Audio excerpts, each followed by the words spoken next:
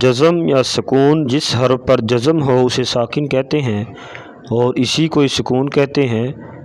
جزم جو ہے وہ اپنے سے پہلے حرف سے مل کر پڑھی جاتی ہے اور اس کی اپنی کوئی آواز نہیں ہوتی۔ تو آئیے اس کو ادا کرتے ہیں۔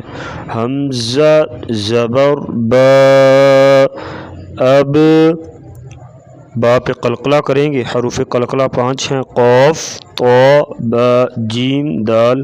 قلقلہ یعنی جب یہ 5 حروف ساکن ہوں گے، ان کے اوپر جزم ہوگی تو ان کو ہلا کر پڑھیں گے۔ ہلا کر پڑھنے کو قلقلہ کہتے ہیں۔ تو حمزہ زبر با، اب، حمزہ زیر با، اب، حمزہ پیش با، اب، اب، اب، اب،